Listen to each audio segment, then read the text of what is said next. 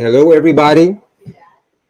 What's up? We're live. We're talking to Antonio Ocasio and myself. My name is Doug Gomez, as you can see. We just started this podcast just to give a little bit insight of the Afro, not only Afro house, but I think the Latin side, the culture, the music, the clubbing. We feel that a lot of people are being left out. A lot of voices are being left out. I'm not. I don't know. I'm not going to get into specifics about the articles, but there were just some people that we feel were left out of the history, especially when it comes to Afro house and the dance scene in New York and what they call Afro house these days. So we just wanted to go into a discussion, conversation, and go a little bit deeper into it. And who better than Antonio Ocasio, who's been doing this since the '90s, and he's one of the pioneers of this Afro Latin house sound. So that's one of the reasons we wanted to do this. And I think Antonio as well mentioned that he wanted to start a podcast as well. He's been fiending to do one, so I figured let's just do it. So this is where we are. We came up with this name, and here we are with bringing the New York City Latin flavor. We're both New Yorkers. Yep. Antonio's from the Bronx. I'm from Queens. Puerto Rican. Colombian. That's right. That's right.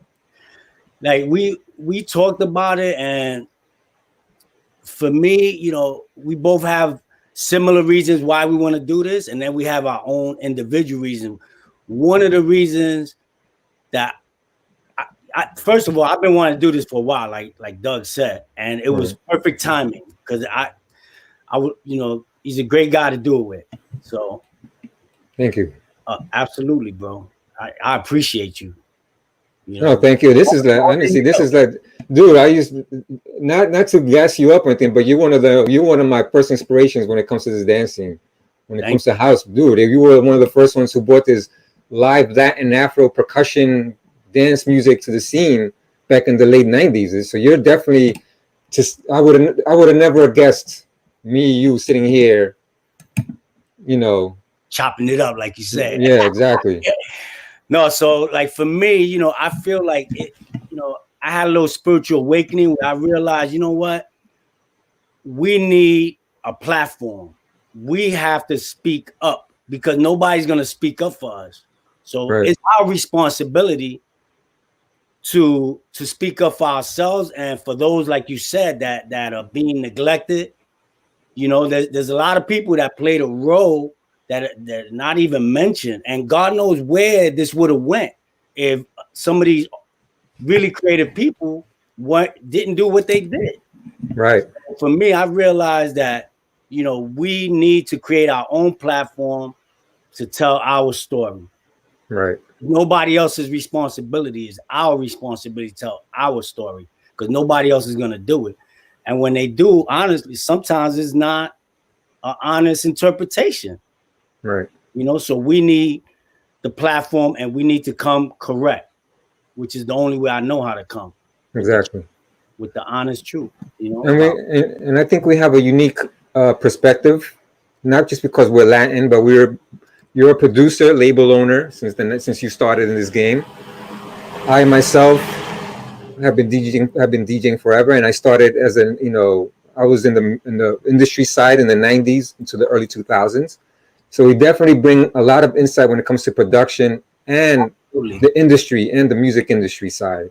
Yeah. From a label perspective, from a label, running a label, A&Ring, production, promotion, everything. So we definitely have a unique perspective over a lot of other people who are just producers or they're just DJs. I think we bring in a lot of different insights and perspectives. And the good thing I heard one time we was talking, you was telling me that you work for labels. So when you decided to do your own label, you already had a good platform. You already had knowledge. Right. When I came into this, I didn't know anything. And honestly, I didn't really get much help. I didn't get much help. I had to learn the hard way. I learned the hard way, man. And what you did when you started, you were bringing in you actually had to pay money to press. Oh yeah. Now you can start a label with hardly any money up front. You had a press label. You Oh, not to not start only a label, you had to that, press. there was no home studios. There was no Oh, home studios.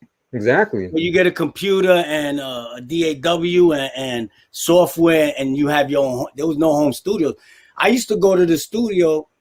I think it was like on either Wednesdays, every Wednesday, every Thursday. It was every Wednesday or Thursday. I can't remember the exact date, and sometimes twice a week. And I Yeah. would to produce one song minimal between musicians and the studio, because the studio really got most of the money. You know, I would spend like $1,400 minimal for one song. So you were renting a studio. Renting a studio. I used to go to the Studio A production, and it was on 34th Street. I forget. Oh, the New Yorker Hotel. All The right. New Yorker Hotel. There's this brother. He might listen to this. He knows Andy Schlesinger, and he used to play instruments. So sometimes he used to like play a bass line for me. One of the things I did, like when I first started, was that I committed to myself to, like, if you even rang a little bell, you're gonna get credit, because I used to pick up records and I used to hear all this music, and it was only the producer's name. I said, but who are the musicians? A lot of people used to not give musicians the credit, and I vowed, to myself that I would never do that. And from the very beginning, I gave all the, because Doug, that's their resume. No, even a lot of the singers back in those in the early weren't even getting credit. Right. Or they were putting someone who didn't actually sing. Just they would put the pretty face. Yeah. And they were in the actual singer. I think there was that story of Martha Wash and all that. Yeah. So yeah, I'm not surprised. Yeah. But so when did you start buying equipment? I started when everything started transferring over to digital, because the sales of the vinyl started going down. And I'm like, it didn't make sense to spend 14, 15. There was a jam that I spent $2,400 to produce. It was called Dust Yourself Off. Like between the musicians and all the studio time, I spent over $2,400 on that song. And I didn't release it for like years later, because I was like, you spend all this money, and then with the digital, the vinyl sales started. You was working for a label, the vinyl sales were going down. So I'm like, holy shit, like what happens now? So how many years did you last renting a studio? How many years did you do that for? I did that. The first studio I rented was at it was Francois Kevorkian's studio. Oh, I remember he had a really nice setup. Really nice studio. Access, wasn't it Access or something like that? Access. Really nice. I remember I went there to drop something off. Yep. And I was like, wow, this is a really nice studio. I still have all the reels and all that.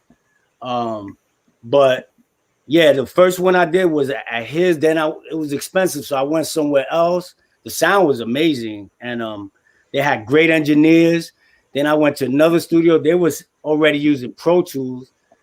And then from there, I went to Andy Schlesinger, Studio A Productions, and I just stayed there for a few years. I don't know. I don't remember how many years, but at least the first 15 records. So let me ask you, 15 records do you think you made your money back? Oh, yeah. On each record? Yeah, because at that time, you were selling, right? The Wax was selling.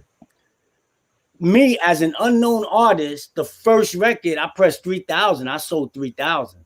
Nice. Being unknown,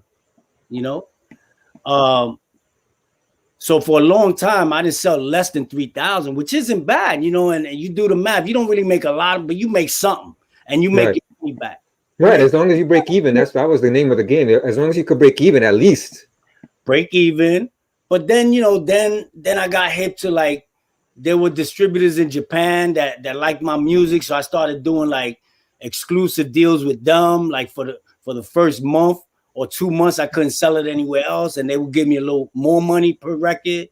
So I started doing that, and I will make some money, not to make a living. Like I didn't. For the love. It was definitely for the love. It's for the love, bro, and it still is. And it still is. It still is. So let's go. Let's go back a little bit on each other's history. Okay. the first time music came into your life. When was the first time that you heard music that said, "This is something that I'm okay"? You know, That was in the home. My home. mother and my brother, like to me, they're my biggest inspiration as far as music, because there's households where people don't listen to music for whatever reason. They're just not into music. My mother was into music. My Yeah, brother was into music. And then growing up in the South Bronx, once I left that door, the whole community, music was a real important part of our community, like just the beginning of hip hop and rap in the South Bronx. Like I lived through that. I used to go to those parties, mm, you know. So for me, the biggest influence was in the home.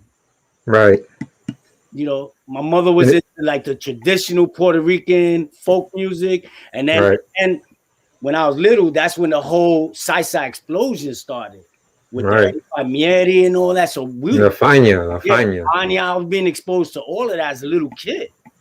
And my mother, Mm, she would have friends over on the weekend that played dominoes, music. She get up in the morning. Soon as she get up, music. It was just music. And then my right. brother, Freddie, he was into rock. So he would come home and play, like all kind of like Electric Light Orchestra, all those bands. But definitely like we talk about the '70s, right? '70s was an explosion of all music. You had the, like you said, the Crazy. Latin sound, salsa, merengue, rock, all the big heavy metal bands, Led Zeppelin, late '60s to the '70s. You had all these, so it's definitely. I mean, that was the Red same thing. Earth, yeah, Red Earth, all of them, and they were all innovative. They were all experimenting, Yeah, you know. it, But yeah. So, and my brother, he was into Latin jazz also. He was into rock. So I always tell the story about like one time. This was a big thing that happened that really changed my life, bro. Musically, he busts up in the house and we were sleeping. He woke everybody up, man. He's like, "You gotta hear this. You gotta hear this." He put Santana's album on, and we listened to the whole album 2, 3, 4 in the morning. I don't remember. It was a school night. Like he woke wow. up and we listened to the whole album, man. And it just a little boy. I was a little boy. It just bugged me out. Like this is amazing. Yeah, he's definitely. I think he's a pioneer when it comes to the Latin fusion with the rock, and Absolutely, man. he definitely that album, the one with the what was the name of the song? It was called Santana. Yep. That was the name of the album. I got it right on my wall. The one with the lion. That's the one that. I think that album has inspired so many, not only people but I think different genres altogether. It was crazy. Because yeah, and to see it live, you could see, you know, we're blessed to see these people perform live on YouTube. Yeah. Because that Woodstock, when he played in Woodstock, and he was really young. I think that was even before. Yeah. That he was amazing. Yeah. His whole band, the conga player was amazing. Yeah. Everybody was like, wow, this is real live music. It was crazy, man. Yeah. And then that summer, I remember with my cousin, we went to a summer camp. It was called Crystal Lake, like the movie, right? Crystal Lake. I'll never forget. And we couldn't sleep. The reason we couldn't sleep because the counselors, kept playing this album. The same album that my brother busted out. They kept playing it, and I was up in the bed like this, just listening to it. I was like, everybody was sleeping. I was just up listening to it, man. A little boy, man. I don't know how old I was, Just I was a little boy, Right. And, that was profound for me musically because it was different, but it reminded me of the music that I was listening to in my house growing up because of the percussion. Right. The only difference is he had this electric guitar that would really tell stories. Right. Without words. That's amazing. And I think he was one of the main influences for, like, I think Prince. I think Prince cites Santana as one of his. People might think, what's this other guitar player that died? the rock and roller. What's his name? Can't remember his name, but it's really Santana. I heard that was really the influence for Prince's guitar playing. I'm sure there are many others, but yes, I Yes, mean, it coming started, from a Latin, in the house and in the community. Music was big in the South Bronx. yeah, definitely. I mean, that's the way that coming from a Latin family. That's the same thing. That's how it happened in my house. I was 70s with the salsa, the fania. My Yeah, uncle used to throw parties at the house. My mom, my aunt used to get all made up, with the blue yeah, eyeshadow, the yeah. crazy belt pants. And I Ah, remember I used to come out of my room and I used to see the party, people dancing, and and during the daytime, I would look at the albums my uncle had. He had like Celia Cruz, Johnny Pacheco, all these albums, Merengue, Sonora Matancera, all these albums. And then I was wondering how he used to play them. If he wasn't DJing, how did he play them without cutting the vibe, killing the vibe? Song stops and you got to play another record. And that's when I realized he had a reel to reel. And I think it was a task. I'm like, and I was a kid, I didn't know what the hell this was. But once I got older in my teens, like, okay, he was recording everything to a reel to reel, yeah. which I thought was awesome doing those. I was like, he was playing.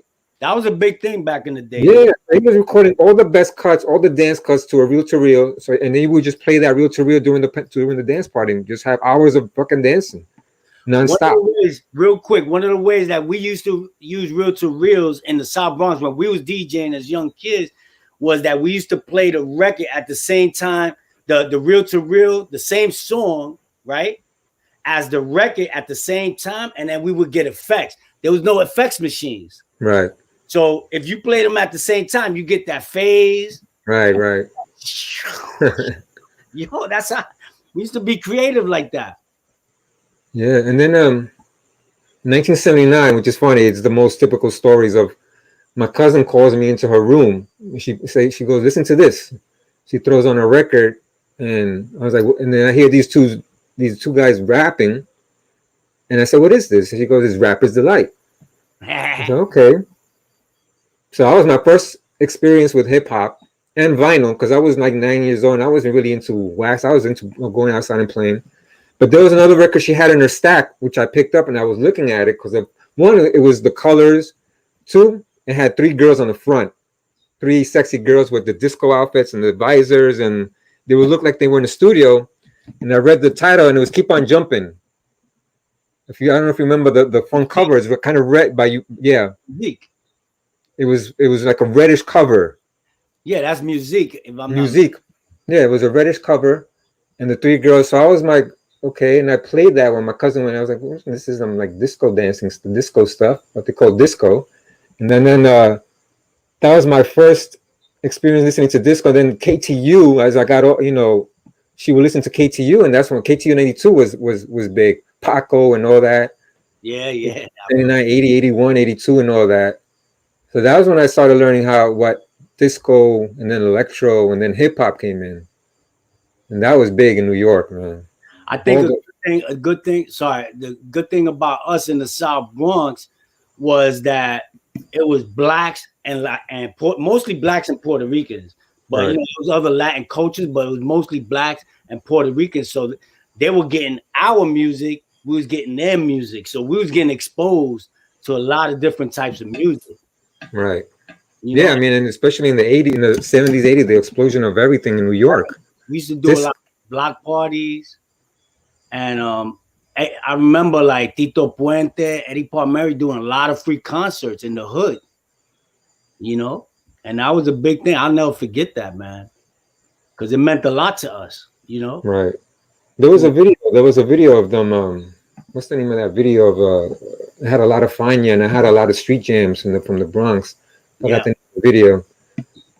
Yeah. But yeah. So, and that's what it eventually led to DJing. I'm sure you. When did you start DJing? How did you start DJing? So I started DJing. At that time, it's not like now. It's a big thing now for people to start young. We was all young. Yeah. 15 years old DJing. I remember I was so young when I wanted to start DJing. I had no money to buy equipment. I had to beg my mother, and she, we was poor, so she was, put it on layaway for 6 months. I had a little system. Yeah, yeah. in my room. I grew up poor. The You first know, I record did. I bought, I was too young. I had no money. Yeah. 1972. So Wow. I begged my mother for money. She gave me money. I went to 150 3rd Avenue, 152nd Street to this little record shop. Bought my first record. Never stopped since. Mm. 1972. I was a little boy. Wow. Little I boy. didn't. Yeah, I didn't start until I was in like really in my teens. Yeah. And I remember I must have been like 16, and we were at Pathmark. And this is the mid '80s, and I see Pathmark used to have the supermarket used to have albums and records. And I just for some reason I asked my mom, "Can you buy me this record?" I never heard of the group, but something caught me about it, and I just said, "Can you buy me this record?" And it was the James Silk album. This was like '86 or '87, maybe '86, '87. And when I played it at home, I was like, "Wow, this is amazing music." This because their music, they were playing house music with a lot of live instruments, the strings. Yeah. They were playing a lot of good music with live instrumentation. Yep. So that was my first experience with when getting record. That was my first record. Actually, my mom bought me, but I didn't start there. I got a part-time job when I was 17, Yeah. and that's how I saved up for my equipment. I bought turntables, but I didn't even get the same exact. I bought a one Technique, some cheap. It wasn't even like the real DJ ones. One cheap Technique and one Gemini, and then they had the Gemini mixers back then that were really cheap, but they were good. They got the job done. I bought a amplifier, and I don't even know what speaker. I think I used my mom's house speakers, and I hooked it all up. And I would hook it up in the living room. Yeah. And meanwhile, my grandmother's next in the bedroom next door, trying to watch her novelas, and I'm making noise. And she would come out the room all pissed off because I'm blasting music, and she's trying to watch TV. Yeah.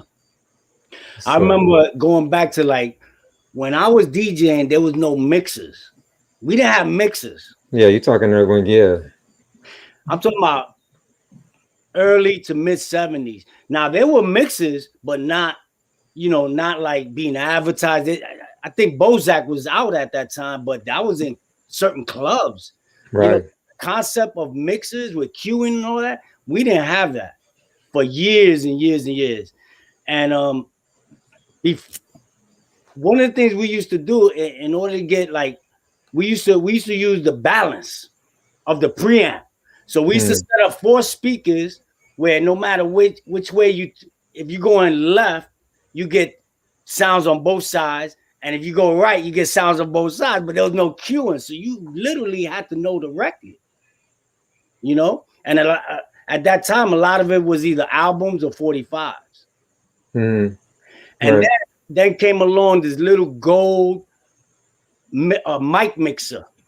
Yo, this is notorious, man. Like people that's hearing this and know what I'm talking about. Like it was this little gold mic mixer that we used to buy at Radio Shack. Radio Shack, yeah, That mix. And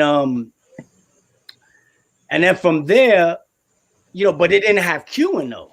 right. So we No, went from the balance to the little mic mixer without queuing. And at one time, because Flash grew up in the same neighborhood I grew up in. He used to live on Brown Place, and he used to play music in his backyard. So one time we went to see him play and hear him play and hang out, and he had the same go mixer, but he kept hitting this switch, and he had a headphone. I'm like, yo, something's going on, man.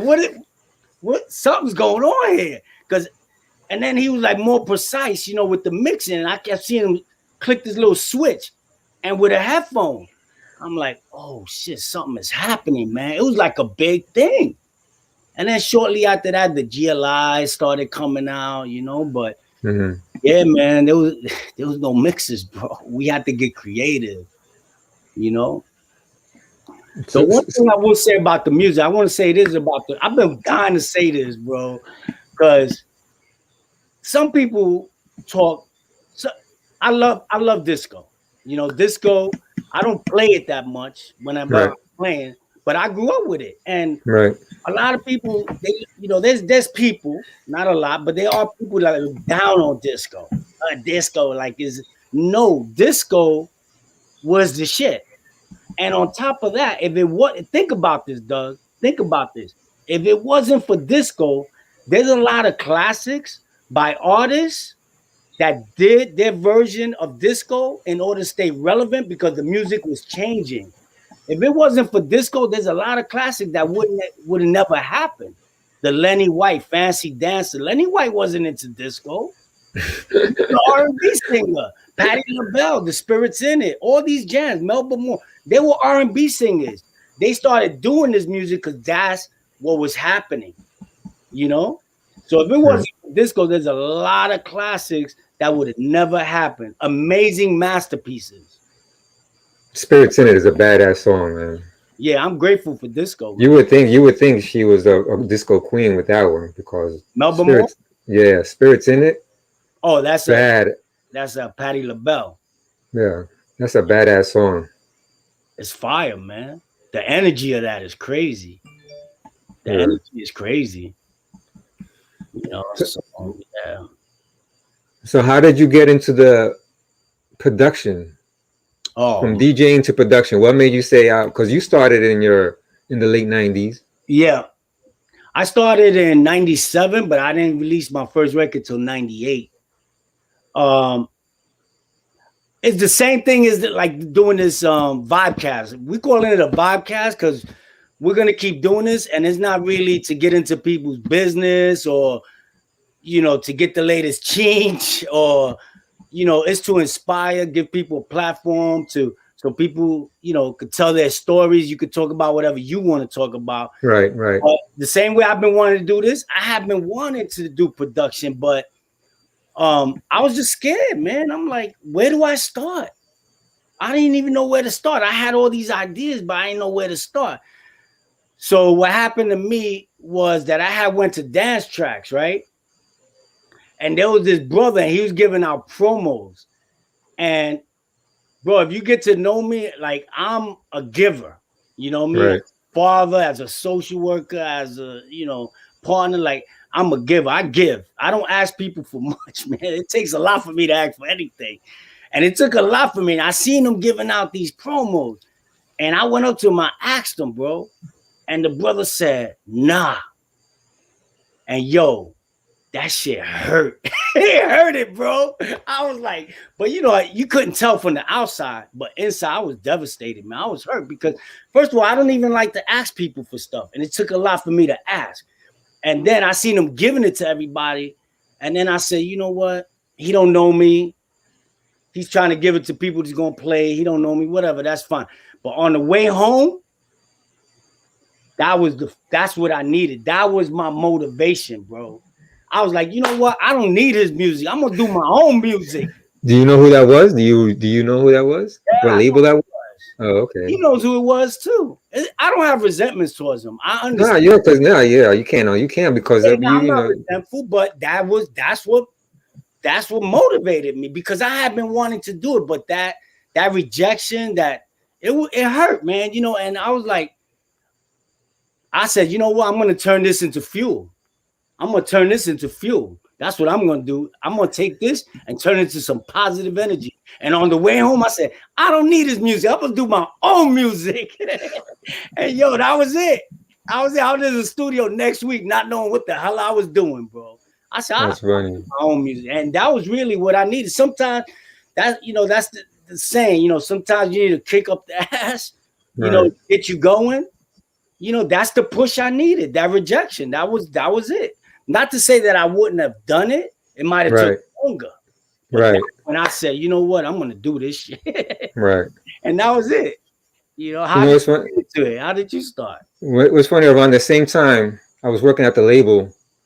And for some reason, the owner had he had a nice big mixing board. It was like it was pretty big. I can't remember how many channels. But he had the host, and it wasn't his. He had borrowed it for someone. Can't remember his name, but he was a Prince impersonator. Yeah, he was a short little dude, and I could see. I never actually saw him in a Prince outfit, but I could imagine him looking like Prince. Yeah. But for some reason, he would keep his setup with a whole mixing board and a whole bunch of. He had the Akai sampler, which was big at that time. Yeah. Talk about 97. Yeah. around 97. And I told the owner, look, I want to try making music. Can I come in at night? So he said, yeah, go ahead. So I would come in at night. And my first track that I did, I remember it was heavily influenced by what was going on at Body and Soul, Joe Clarcel, the samba, the Latin. So I did this like samba-ish track. I don't even remember if it was good. I think it was probably one of the most shittiest things I've ever done. But check it. So I reached out to John Cutler at Distant Records, Distant Music. I said, yo, I don't remember how I ended up in his office, but I ended up in his office and I played the track. And he just looks at me and he goes, I think you should take that to maybe Joe Clarcel because he plays a samba type of music. And I think he was just being nice to me. Yeah. Because I know that and I played it off this tape. I don't even remember how I got it on tape, but I don't remember how I made this track, but I remember that was my first try, my first attempt at making music. That I even had the balls to even call up John Cutler, yo, listen to my track. And I went over to his office. And I'm sure he probably don't even remember. Maybe he does. He tried not to crack up. But that was my first try at making music. Yeah. And it failed miserably. But later, fast forward in the late 2000s, I had a friend, his name is Matt. He was a producer. And he would send me his beats. And he was doing like hip hop, kind of laid back hip hop. Yeah. Not really like, danceable hip hop. It was like laid back hip hop. Like I would tease him and call it like yoga beats. Hey. So I said, dude, let's just make some music together. Let's make new disco. The new disco sound was big in New York. You had DFA, you had Metro Area. They were bringing back the disco sound. Yeah. And so we did that. We started collaborating and we formed a group called Dirty Haze, and it was a mismatch of music. I mean, I'm surprised we got it because he loves house music, but that's not really his style. He loves to play, but he's kind of soulful, but I guess what we brought together, he bought his sound, it worked for a little bit, but I always wanted to do soulful Latin stuff. But we got we caught some success. We got signed to Goma in Germany, Turk in the UK. So but I always wanted to do my own stuff. So eventually, we separated, good terms and all. But we played, we got remixes. So that was my first attempt at mixing and production. Yeah. And then eventually I just went on, and I started my first label back in 2011. Which, when you said, yeah, you would think I would know what I'm doing, and I did know what I was doing. But the digital realm is a whole other beast. Yeah. It's a whole different way of promoting a record. Yeah, it changed everything. Distribution was totally different. And not to mention my production was horrible when I went solo again. When I tried going solo, so that was. But I kept on going, and I kept on trying. So that's the point of anybody, is just don't give up. Nah, your shit. The first stuff, you might hear it. I hear my early stuff like, but you just gotta keep on doing it. You gotta keep on. Eventually, and you gotta invest in yourself. Whatever, musicians, whatever it takes, equipment, whatever it takes, you gotta invest in yourself. And that's what I did. I invested in keyboard players and stuff like that. Yeah. But I definitely advise anybody to invest in yourself. That's the most important thing. You have to, and like you say, you can't give up, man. Definitely, you can't. There's one song. My first release wasn't actually the first song that I produced. The first song I produced was actually my second release, which was a remix of the song called Waves by Gabriel Roth and the Mirrors. And that was another thing that made me want to produce music, because I had gotten turned on to Gabriel Roth, and I was like, wow, this music is something else. It's considered world music, but since it's made in the US, it's not considered world music, but it really is world music. But that's right. How it is, in the world of music. It has to be outside of the US to be considered.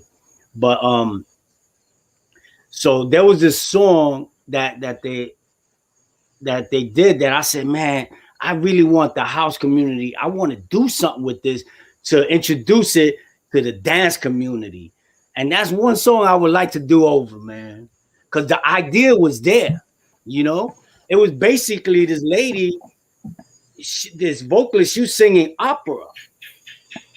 And then I did like a lot of this real spiritual, but it was like a more of a down tempo, 118 beats per minute, percussive rhythm, you know. And this is before, because a few people had done that idea afterwards. I know Jeff Day did one. Jeff Day Guillaume did one, Blue and Deep. I think it's No, that's a dope record. right. It's It's amazing. really long. I think that record's like 11 minutes long, 12 minutes, like Yeah. a journey. Yeah, and I think Marlon D had also did one where they used opera, but I had did this in like 97, 98. It was actually my first production, but I didn't put it out till after, because it was like that's the one that I was doing in Access Studio, and it was just I kept going back and back to get it right, you know. And I listen to it now, and I can hear how it can be way, way, way better, man. One day I might just revisit that, man. I still have the hope. Since we're talking about the production, one thing I noticed about your production, and not to gas you up again, but there is nobody in this game I can honestly say that could make a track like you do, where it takes you on a journey. And I don't mean that like some people may not get it, but those that get it, it's not just it's not a formatted record. Like, you know, you have your intro, Right. your verses or whatever. It's you produce a track and it takes you on a spiritual journey. And I can honestly say that there's nobody in this game. Joe Claussell, he has a couple of them. I haven't really heard even some of the big dogs that could produce a track like an Antonio Ocasio track. And I'm wondering, is that because of the loft? Because I know you used to go to the loft, and Mancuso used to play records out, and they used to take you on those journeys. Would that be a reason why your records take you on journeys like that? Because like I said, nobody takes you on a journey like your record. Thank you, brother. I mean, for me, the loft has a lot to do with it. It has a lot to do with it because my experience with the loft going there at a real young age, you know, it blew me away, and it was a very profound experience musically. Right. I mean, you know, to go there at 17 years old and being turned on to music like, you know, New Bell and, you know, Dove and things like that, and all this amazing music at a young age, it blew me away. And it was a very profound experience that lasts to this moment. Right. Like, I produce music, and sometimes I visualize the song being played at the loft, and I visualize how people at the loft will respond to the song. You know, I have these visions, man. I literally have these visions. I could see them, like really feeling it. So that plays a big part of it. But the other part is my love for music. Like, I don't want to do things. It doesn't, like, how can I put it? What motivates me is a challenge. You know, Right. That's what motivates me musically, is to, when it comes to production, is for it to be a challenge. I don't want to just do a rhythm and just put a vocal on top and let it ride, and that's a song. No. You know, I want it to build. I want it to climax. I want it to come back down. I want you to feel the musician, what they're saying. Yeah, that's exactly what you do with your records. Because You know? and I tell this to a lot of people, you can't, you know, there's different style of DJing. There's the DJs that like to blend every record, you know, write two records together and all that. And I tell people you can't do that with an Antonio track. You can't really write two records. You need to play an Antonio track from like a Mancuso from beginning to end, because it's taking you on a journey. You don't want to fuck it up by playing. Maybe you might play a little percussion on track, percussive track on, but you really want to let an Antonio Ocasio record play out. You don't want to ride two records with, because it's taking you someplace. It's gonna take away from the song. Exactly. And there's a lot of intention that if you don't listen, it's gonna go over your head, man. Exactly. I just did a song that's gonna come out on my next album, not the next album, the next one. We'll talk about that. But it's a song I did with Angela Chuma. I love her vocals, man. And it's called The Old Ones. And she wrote this song right up my alley because if I don't consider myself to be a religious person, but if there was such a religion as paying homage to your ancestors, then that's the religion that I'm into. I look forward to hearing it. I want to hear it. Ancestors. I believe in that. I got to hear it. More than anything, I believe in the energy and the knowledge of our ancestors and the suffering and the sacrifices that they made. I believe in that. And she wrote a song about the old one. This song is a good example of what you're talking about. You have to listen to all the little intentions, like little things, and how it builds and what she's saying and how with the music I compliment what she's saying. It's not really me because it's a musician, but the way I arrange it, because the musician didn't play it like that. You know what I mean? Right, exactly. Yeah. It's hard when you're live musicians. A lot of people don't realize that even though you may not be playing the music yourself, putting it together, making it sound cohesive, making it sound it's work. To make it sound like if everybody was in the studio, that's one of the greatest compliments I ever had, bro. That somebody said, "Yo, y'all was all in." They don't even know each other. You know what I mean? But it sounds like everybody was in the studio, and that's not easy to do. No, it takes you gotta. Not only do you need an ear, but it's not people. It's a combination of my experience with music, my experience at the law, but there's one ingredient that you can't buy. And that's the fact that I'm a very sensitive person. I'm very sensitive. And for a long time, it used to hinder. In my personal life, I used to let it hinder me until I learned that sensitivity is a tool. If you know how to use it in life, not just in music, but in life. Because it could warn you about certain things, and that sensitivity is part of my production.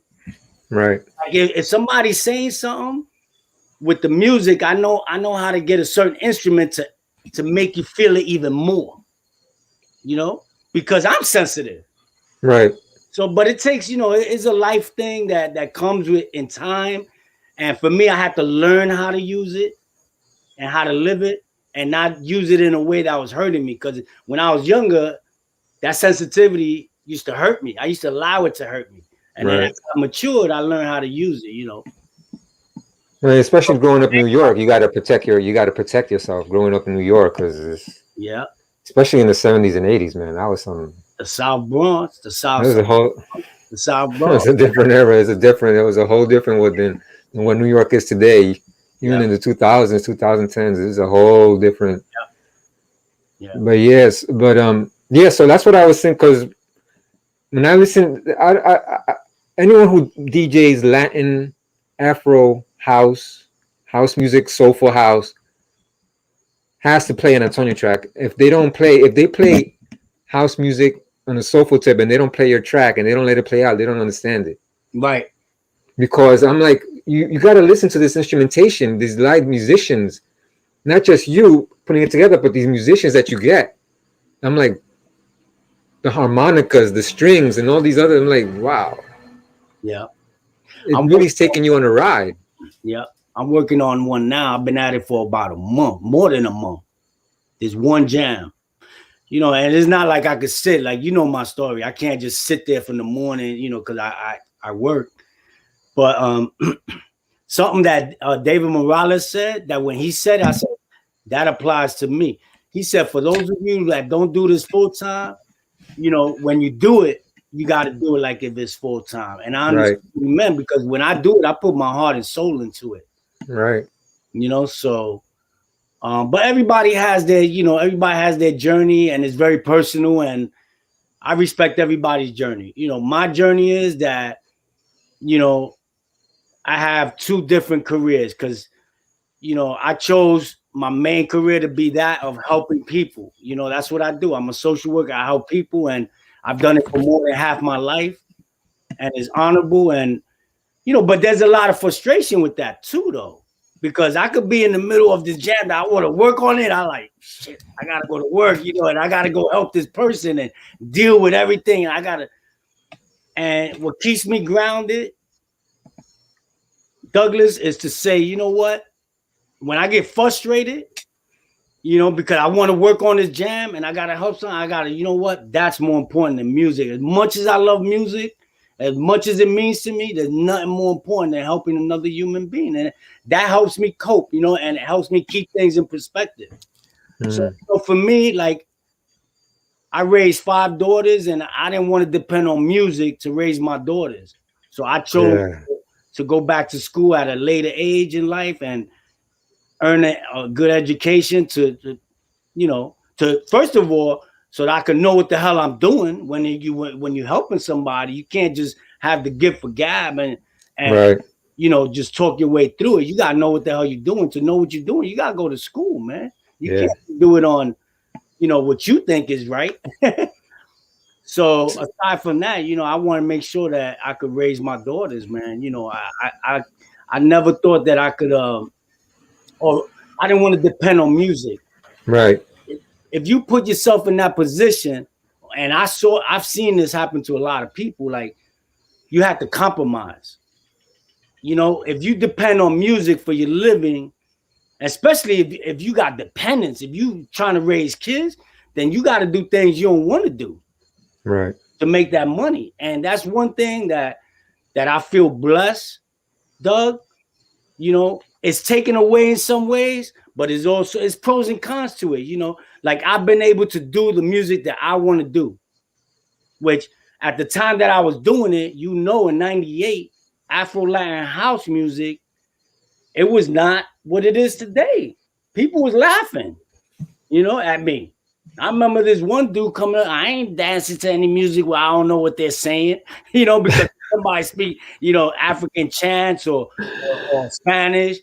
I had to deal with that, but I was doing what I believed in and what was in my spirit and my soul, and I've been true to that since I started. Right. One of the things I had to say that helped me gravitate, because there's a reason people choose to produce. Once you start producing, what kind of music are you gonna produce? Exactly. You have your reasons for producing the style of music and for me, it had a lot to do with my upbringing, being raised with Latin and Latin jazz and funk and soulful music, and also a big part of it was spiritual life music. And Joaquin Clausel, I have to give him his props. Like, he was one of my inspirations to move in that direction. I already had it in me, but he was already doing it for a year or two before I started. So, and this is something I want to say this, because when you talk about Afro house, right? Like, for me, it's like if you say dance music, for me, dance music is everything. Right. It's everything that you dance to, whatever it is. When you say Afro house, to me, is all inclusive. So it's Afro Brazilian, Afro Colombian, Afro Latin, it's all of it. Afro, all of it. So, when Joaquin started spiritual life music, there was no labels doing that music. So for me, like, if you're gonna tell the history of Afro house and you're just gonna skim over that, nah, bro, that don't fly, because that was a really, really important part of what Afro house is today.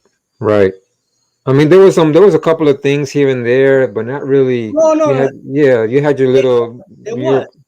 There was, but nothing like that whole body and soul movement. His label focused on Afro music, whether they put out a Brazilian flavor, it had funk in it, it had Latin in it, it was all of it. So for me, that was a pivotal time in what Afro house is today. And that Jeff Day was the first record, wasn't it? Jeff De La Cua was the first. And from there, it just everything on their label was that sound, you know, and it was straight up African. Yeah, it Joaquin did some was. straight up African shit. You know what I mean? I think Jeff Day was a pivotal. He was like what he brought to that label. I thought the prayer was the first one. Was I the can't even. No, it was La Cua, but I can't even tell you how important his contribution. So when you talk about Afro House and you don't mention Joaquin, Jeff Day or Joaquin, Jeff De Guillon, Frankie Valentine, Frankie. Antonio Ocasio. I'll even say Shannon Harris. Because Shannon was dedicated to that sound. And you look up Shannon Harris, and just because you know some of these people are not doing music today doesn't discount their contribution. Their contribution is priceless, and we can't ignore that. And we can't just step over Frankie Valentine like he didn't exist. Frankie was doing some dope music. Oh hell yeah, Latin music, which is crazy because he's in the UK, right? He's in the UK, and the brother, he's beyond talented.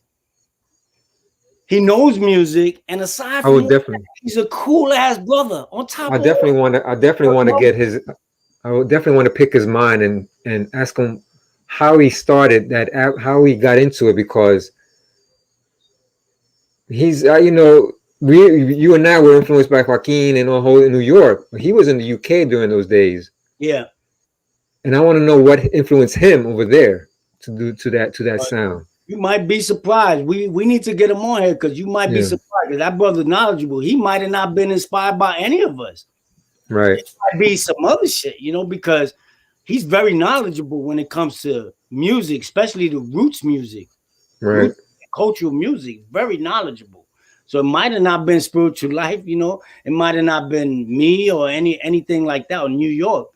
But, you know, I would love to hear that directly from him. But the whole thing is, you know, like if you're going to talk about the history of Afro House, you cannot skip over the mid to late 90s to early 2000s. You can't just skip over that because that was like one of the most important parts, you know, because let me tell you something. Check this out, Douglas. I used to DJ. I used to play at this in this country called Estonia. Beautiful place. They love dance music, right? The last time I went there, the promoter that got me said, Antonio, this might be your last time us getting you here. I said, what happened? He said, yo, they don't want house music anymore. I said, what happened? He said, this bouncer at one of the house clubs, he started doing parties and he's doing hip hop and rap. So that's just taking over the whole country. Yo, the whole country doing hip hop and rap. They don't do dance music. So who's to say that if that didn't happen, even Africa, South Africa, or any other country in Africa, they could have went a different route. You know, even though the drums come, we all know where it comes from. Right. All of it. It all comes from there. But that don't mean that they could have moved in that direction the same way Estonians moved in a different direction. They could have too. So I think for me, if you're going to tell the history, and the history goes back to the 50s, it doesn't go back to the 70s like a lot of people think. It go back to the 50s. And me and Frankie Valentine was having this conversation. There's music that made it to New York, dance music that was from Africa, from the 50s. And you know, so the 90s are very important. So for me, if someone is gonna, you know, this is not, Doug, this is not about upping certain people because they're on your label or because you like them. No, it's about the truth, man. It's about the honest truth. It's about saying what it is. There's no value if you're gonna tell the history of something, take detours. It's all important. It's all important. And up until Spiritual Life music, the way I understand it, and I could tell you this right now, I got about, I would say in my record collection, I got at least 75%. I'm just saying 75. It's probably higher than that of the history of Afro House up until it got to digital. So it's right here behind me. It's all around me. So I don't have to go outside of this room to get the history of Afro House. So up until Spiritual Life, the way I remember it was that there was Afro, Anakainao by Congas, you know, Congas. uh, I always cite Congas because they were huge with that yeah, Afro Santana sound. was doing his thing in a different, had a different vibe, but it was that vibe. It was a different genre, but it was that vibe. You had Mano de Bango, Osibisa, Mandrill. You had all that, and then when dance music started, we would get little hints of it, and I was hungry for that shit. I know because I was hungry for it, and I have like whatever came out that had the drums, even if it was mediocre, I bought it because I wanted that. My spirit called for that, So the way I understand it, it wasn't until Spiritual Life started that everything started. I mean, yeah, I mean, New York had the whole tribal sound for a minute for how late 80s, early 90s. Yeah. But that was nothing compared. That was just I can that's like the basis of what I guess what was to come. Yeah. Because after a while, people wanted, the live, the drummings and all that, and I'm not talking. A lot of people confuse tribal with the hard Victor Calderon. No, tribal was Motherland. Tribal was all these underground house records, not the big Calderon sound that tribal that eventually tribal and Junior Vasquez took off and went all progressive. Tribal was way before that, and Louis was another. He definitely inspired me a lot. Louis did the whole New Eurekan sound, New Eurekan soul album. It wasn't just Afro. He mixed it with Latin, jazz, disco. So that was very influential as well. And I think that also influenced a lot of people. Yeah. But really, Spiritual Life, and I remember, I thought when I heard the prayer, I was blown away. Yeah. The singing, the chant, the music. And I still remember the day I heard that record at Dance Tracks. Joe Classell put it on, and I was like, wow. And so I went to the wall, I picked it, and got the record, and I held that because I'm gonna buy this. So I went up to Joe. I say, "Is that you?" He said, "No," and he was gonna give me the record. He was gonna give it to me for free. I said, "No, I'm gonna buy it. I got it right here. I got it. I'm gonna buy it." And he appreciated that. I don't know if he remembers that. But after I was asking him, he said, "No, it's not him. It's Jeff there." I was like, well, "This is an amazing fucking record." And when I heard it, and the system at Dance Shack sounded amazing. When you hear it at Body and Soul, it's a whole other beast. Yeah. So that Spiritual Life, and then eventually other labels. Right. King Street jumped on the half. King Street was one of the first. Even Japan, Flower Records, they started putting out some rootsy music. Yeah. So after Life, I came out with Tribal Winds. Ibadan came out. A lot of their music was very cultural. Yeah. Ibadan.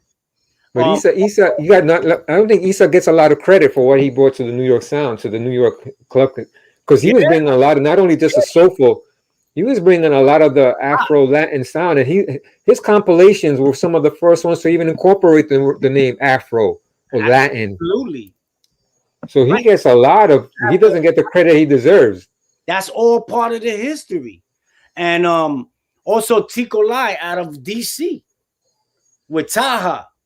They were doing. Taha is from the Sudan. And he was in DC when he started doing dance music. He was incorporating all. He had some releases on Chili Funk, I believe. Chili Funk, and they had their own label too. They were putting out amazing music. So it's all part of the history. So for me, you can't say that. You can't say that. There's not just from the production, from the DJ end too. There are a lot of there was a lot of DJs incorporating the Afro Latin stuff. Ian Friday, you had who else? You had of course Louis, you had Timmy Regisford. Timmy used to bang a lot of your early stuff too, man. Yeah, no, I didn't go to the shelter that much, but people used to tell me, yo, Timmy's playing the shit out of that Shuaye. He played 2-3 times. Shuaye, bro, that's an amazing fucking record. I actually wanted to get into that later. But that. So I really appreciate that. So so that and eventually it influenced a lot of producers. Like I remember I had a conversation in another chat, and Casamena mentioned it's a cultural thing, and it is a cultural thing because we did what we brought, what we, you know, we were influenced by our roots, our families, our sound, our culture, our neighborhoods. our neighbor. So a lot of people, like in South Africa, they're not experiencing music the way we experience music. They're going by what their culture, Right. but their influence, the local, and that didn't come out. You know, they started out, but with the Afro sound is totally different than what we consider Afro. But it's still in, I guess it's still in the same realm. Yeah, I But think they, all part of but it. they're right, and but they're in a harder edge. They're influenced by the more Europeans doing their sound as well. You got the Europeans and mixing it up all together. So that, it's a cultural thing. Yeah, absolutely. But there was a lot of, and then the early 2000s roll around, and you had other dudes. I think a lot of people don't give enough credit to this guy, Abika Soul in Chicago. He was one of the first ones to start doing the Afro techie stuff when it comes Yeah, to the Afro sound. That's yeah, currently now all over the harder stuff. He yeah, was incorporating a lot of the Afro techie stuff. yeah. So he doesn't get a lot of credit that he deserves. There's a lot of people, man, that they don't get the credit that they deserve, and uh, I'm one of them, bro. I know how it feels. You know what I mean? Yeah, yeah, yeah. Tribal wins, man. When you started coming out. I just stay focused on, what, I'm doing this for the love. But I just realized, humble people, there's a reason why they say, good guys finish last. Because when you're humble, it's like you just accept things. No, we don't. I know I'm a humble dude, but that don't mean I got to stay quiet. Right. And accept, I need to speak up. Humble people need to speak up, man. Because if not, it's true. This is how you get unsung, man. You just accept it.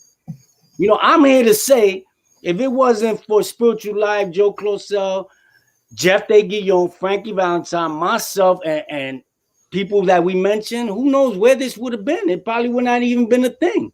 Like, we really dedicated ourselves to this. Right. Body and soul was huge. Body and soul. Tell the story. They just want to skim over that. And let me say this. We know Carlos Sanchez passed away, Right. and I had the blessing. I had a blessing to be able to have like recent long conversations with him. We never really talked like that, but I met him. I went to Cosmic Art Studio, Joaquin's spot, and we spoke for over an hour. And one of the things he told me that stuck with me, that I really didn't agree with too much at the time when he said it. He said, Antonio, man, Joaquin had, he was there and, working with, and he walked by us and Carlos tells me, we was talking and he looks at him and actually Joaquin had came up, gave me a hug, whatever. And then when he walked away, Carlos says to me, you see that brother right there? He never gets the credit that he deserves. Carlos Sanchez told me this a few weeks ago before he passed in a conversation, bro. And I didn't really agree with him. I was like, well, if he don't get the credit, to myself, I said, if he don't get the credit, this brother has traveled the world. Like, he travels like regularly. And that's part of getting the credit. Right. But these articles come out. They barely mention him. They barely mention him. I'm like, this is what Carlos is talking about. You not only have to mention him, you have to mention him in a way that's significant. Because he did something major. It wasn't little. What he did wasn't Spiritual Life and dedicating his label to that sound. That was a big thing, man. That wasn't no little thing. It inspired a lot of us. So I think that's what Carlos was talking about when he said, we didn't get into it. It just inside, I didn't agree. And I thought about it. I said, what do you mean you don't get the recognition? This brother, he's made a living. Right. He gets the recognition. He has traveled. He's done a lot, but I understand what he was saying now. Yeah. He gets the recognition among us. Yeah. Among us.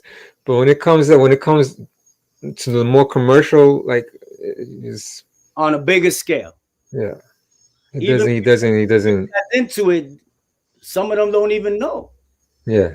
He definitely is like one of the top, I would say maybe top 2, top 3 for me as an influence.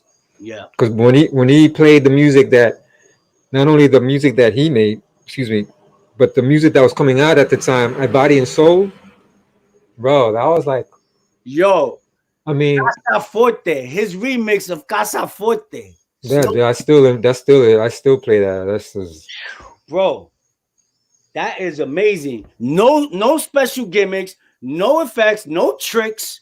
Musicians, yeah, amazing musicians, and amazing remix, just like the energy.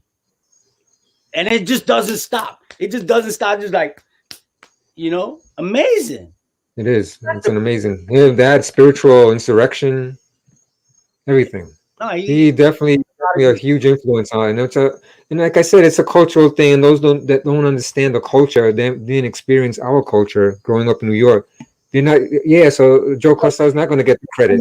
another thing just came to this is another way that you could tell that people that should be getting credit don't get credit. I think I mentioned this to you a few months back. I was looking about a year ago. Somebody posted on Facebook, give me your favorite Afro Latin record. And the post was this long. And I went through it.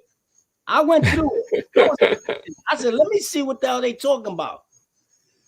Not one person mentioned a Joe Claussell jam, a Jeff De Guillon jam, a Frankie Valentine jam, a Doug Gomez jam, Antonio Ocasio jam. I'm like, then what are you talking about then? I see they still doing these posts. I just saw one a couple of weeks ago. Yo, this is not about bitching, nothing like that. It's just about the history. You know what I mean? How you gonna have a post about your favorite Afro and you telling me that Joe didn't do anything, that I didn't do anything, that Jeff they didn't do anything that merits to be on a? That's crazy to me. That's crazy to me, and it says a lot. It says a lot about the times we in and the people. It says a lot. Another thing, I think it's everybody's a producer, so people, Yeah, they don't really, and that's another thing I wanted to talk to you about. And I think I mentioned to you the other day about how people are producing records compared to when you started producing records. There was no sample packs back then. There was no loops that you could buy online. You had to get real instruments. You had to get real musicians. You had to get real percussionists. So now today's music, it's so easy to make music today. Now you can have your home studios. You all you need is a computer. You get your DAW, whatever you want to use, Logic, whatever you want to use, and they got sample packs for everything.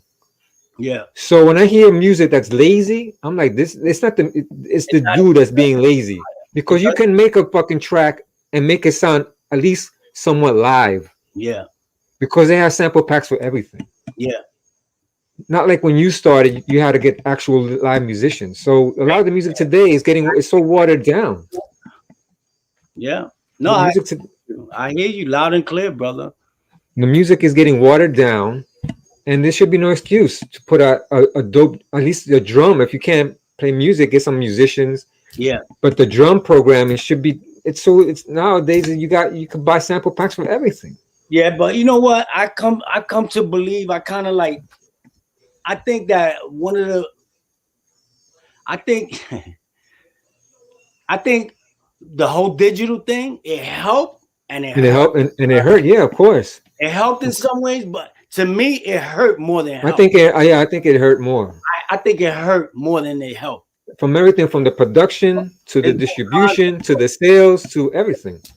Yeah, it hurt because, and then the thing is that people are not. This is what I think. I don't know if I'm right, bro. But I think a lot of people are not using musicians because you have to pay musicians, and you're not making that much money off the records, so people don't want to take the chance of paying musicians. That's what I think. Well, I mean that's a good, and that's it's a good reason, a good excuse. But like I said, I've told a lot of people, a lot of producers that are getting into this. You got to look at it as an investment in yourself. Yeah. If you're going to take this seriously, it's a business. If you're going to sit there on a computer countless hours and not invest in it by getting the DAWs, plugins, musicians, everything, then you got to put time in it. You got to spend money. It's like any business, you got to invest in it. You're Yeah. not going to see those returns right away. Yeah. Just like in any business, you got to put your time in it. Imagine some of the music that we hear today, if they have musicians on them, like really talented musicians, how those records would sound, bro. It'll be like some of it is really good as is, but it could be even greater because musicians, like, they have a story to tell, Right. and they're gifted. You know, a lot of them are like Jeff Day, Guillaume. That man plays bass, keyboards, writes, produces. You know, And sing. What yeah, other and I tell, he plays guitar. yeah, I just did something, with him that I got him to do some guitar solo for me that I'm working on, and I'm putting my heart and soul into it. But so I just imagine, like, I listen to some of this music and I'm like, damn, man, they could take it to another level if but it's still dope. Some of it is still dope, right. But like I tell her, I tell a lot of these producers, I mean, invest in yourself, man. You're not going to see the money right away, just like in any business. Yeah, So spend that money on the musician, spend it on whatever you need. yeah, Get your name out there. Eventually, those rewards will start coming back, and you're going to make that money back they will. and more. Yo, it's like you said, man. People taking the shortcuts. I had wrote on your Facebook thing the other day because, I went on Track Source a couple, I don't know, 6 months ago. I said, let me see what's going on with Afro House, and I went to the top 10. I was listening to him, and there was one name that caught my attention. I don't remember the name, but it was like it caught my I like the name of the artist and the so I said, let me listen to it. It was freaking Candido Jingo. You told me that story. That record's been sampled like beyond. When I listened to that, it was the same week that he had passed away, and it was in the top 10. Yo, that shit hurt my heart, man. They took Candido and just put the beginning in the end, the middle in the end, in the beginning, and that's all they did. They just edited it and gave it a different name. Now let's get into this a little bit more because there was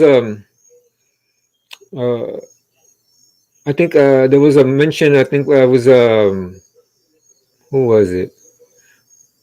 My wife mentioned that who should have the responsibility about this music that's being pushed out there in distribution in stores. Is it up to the records? Is it up to like the digital store to not allow this type of music to be sold because it's blatant stealing music from Candido? You're stealing music. Yeah, Is it up to the digital store to say you can't put this out? Is it up to the distribution to not let this come out? I think so. Because you got, like my wife mentioned, if YouTube has it, Facebook has all these, they don't allow the music, they have their software to not let music get played. Right. So they can ID the song. Right. So why don't these stores have other music? Why don't these digital stores and distribution outlets have the IDs to stop these blatant stealing of music? And well, when it comes to digital stores, I think it's their responsibility. And if they know it and allow it, that's not cool. Yeah. Because everything is not money, bro. Everything is not money. And I understand they're trying to, but I understand they're in it for the money. I understand that too, but everything is not money. It's about integrity. It's about having self-respect, man. And they only and the other foot, they're hurting themselves as well. Even though it's about money for them, people want to buy good music, and if I have to sort through 1,000 fucking records every week, I'm like, I don't want to go through all this. It's more work for them. Every week, you got these stores that put out 300 records. That 300 new records a week, if not more. That's why I'm not in a hurry to put out digital music. My next release is gonna be an album, bro, on vinyl and CD, and then I'll put it out on digital. I'm not putting it. You put out an amazing jam and lasts 2 or 3 days, right? And that's it. People forget about it. They're moving on to the next thing. Right. They DJ even now, on Twitch and all these platforms. you know, it's really bad. Like nobody wants to play older music anymore. And I'm that DJ. I'm that brother that, you know what? I'm gonna play Elevation by Blaze. I don't care how old it is. That's nasty. Yeah, that's a nasty record. You know? I don't. I've never been into it like that, bro. I've never been into like I gotta play the latest release. I gotta play. Nah, there's so much music out there. You don't have Yeah, and I to hear that do all the time. that. I hear all the time about these like upcoming DJs asking for the latest, they want a promo or they want to know what's the latest hot record or whatever. I'm like, why Yeah, don't you just play the music that you already have? It's all about playing it in a different way. Just play it. You just gotta. A DJ is not always doesn't always have to have the new music. They just gotta learn how to play the music that they have. That's dope already. It's a lot of classics that'll kill a dance floor. You just gotta know yeah. how and when to play it. Once you start exploring music, you're gonna discover things that I don't know, you don't know. You know what I mean? Other people don't know. You're gonna discover these gems, man. Once you start opening up your mind, thing is, a lot of people want to consider themselves to have a sophisticated ear, but if it doesn't have a kick, you ain't feeling it. So how's your ear sophisticated? I tell you one thing about like loft heads, they know music. Yeah. You cannot fool a loft head. I mean, You cannot fool me. and you went to the loft when, like in the late 70s, right? In the mid 70s, I would say around 77. I know I wasn't 18 yet because I had a fake ID. So that was about, you were going to 99 Prince Street, was it? Yeah, Was it there? I always thought I was like 15. I thought it was the same year I went to high school, but it wasn't. I was talking to a friend of mine, and he said, "Nah, we was around 17." But I know I wasn't 18. I know that. So what was that first time? How was that first time when you went in that? How was that? It was mind blowing. Like it changed my life. That's why when you talk about people that inspire you, like I have to say, as far as the music industry, I have to say David Mancuso first before anybody. My favorite artists, Eddie Palmieri, Santana, Stevie Wonder. My inspiration in music, like David Mancuso and The Loft, because it changed my life. Nothing has changed my life. Listening to somebody DJ, or there's a lot of people I never even heard DJing because I'm like, what am I gonna hear them for? For what? They're gonna play what this dude is playing. I'm going to The Loft where David's gonna play some shit. You know what I'm saying? So, I would have to say that, the Dave Mancuso and The Loft is one of my major inspirations because I went at such a young age to be listening to the music that he was playing that was mind blowing to the point, like I said, I can't say it enough. It changed my life. Like after going to Loft, I stopped listening to commercial music. I stopped doing the hustle. I used to do the hustle back in the days. When I went to the Loft, I stopped doing the hustle. I said, fuck the hustle, man. I don't want no hustle. This is freedom right here. This is freedom. He's playing music. You can do whatever you want. Nobody cares. If you got rhythm, don't have rhythm. If you want to flip, if you don't want to flip, it was free. It was a life-changing experience. It changed my whole. It affected my life. And I think that's why an Antonio track is what it is. Is a big reason why it is. Because I hear it. I mean, I'm not a loft head. I went way later, but I could hear it. I could hear how that the loft influenced your style of music. Because, like I said before, nobody really produces a track that can take you on a journey like an Antonio Ocasio. David would play songs that would take you on a journey. Then he would take you on a journey. So he would play songs that took you on a journey. Then he would play the records in a way that took you on a journey. So you could be listening to, Dove this 1 minute and then the Rolling Stones the next. No, man, it was very life-changing, inspirational, profound experience. Yeah, my whole history of clubbing was way later, and I'm talking late 80s. I mean, after going to Loft, I wasn't even interested in going to other clubs. I would go to a lot of other clubs to, cause everybody was talking about it. The Inferno. Okay, I go one time just to check it out.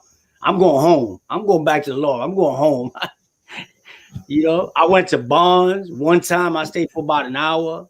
But you went to the Paradise Garage too. I went to the Paradise Garage, but home base is the Loft. That's home base. And you got to hear like Levant play live A lot. at the Garage. I heard him play a lot of times. But to me personally, there's nothing that was like the Loft and David Mancuso. Nothing. It was different. The sound. You can hear everything. It wasn't loud. The Garage was loud. It was amazing sound. Right. The Loft wasn't like that. It was, you could hear. He would play a record. I said, yo, that's a remix.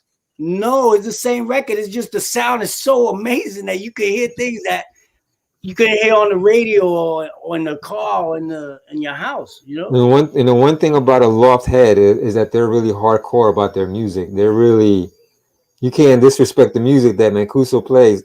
You got to show respect. I remember when I went there, and this is way later, and Mancuso played a record. I forgot what it was, but there was these women there, these girls, older women. You could tell they've been going to the Loft for a long time, and they were like, since nobody really reacted to the song like they did, they were like, people don't know about this. They don't know. See, they don't know about this. They were doing like that. Yeah. So they, like you said before, a Loft head knows. They know about music. Yo, imagine a Loft head, and then you start producing music, and you understand how music is made. You become very critical. Like I became very critical to a point that I had to keep it to myself. Of music, right. I could tell if somebody put love into a song, into a production. I could tell if they had step. I could tell from the experience of going to Loft and listening to amazing music, and then learning how to produce music. It's hard to fool a Loft head, man. Where making the hi-hat too loud, to compensate. Nah, you ain't fooling me with that.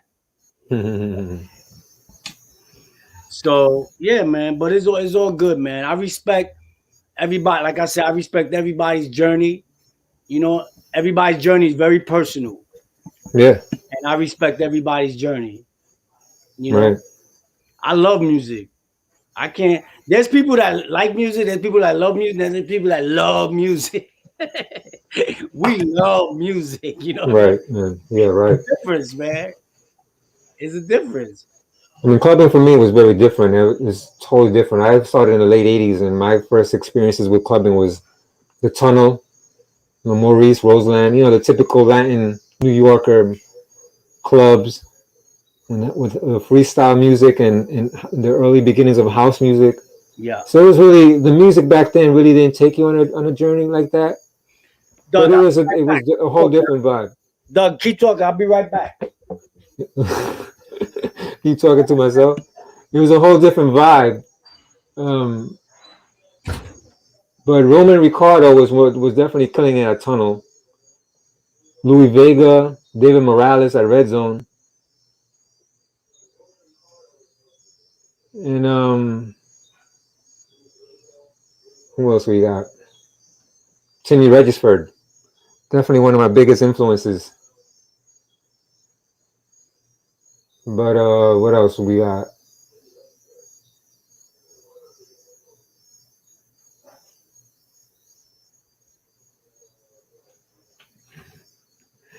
You have to excuse my partner. He's out in taking a break.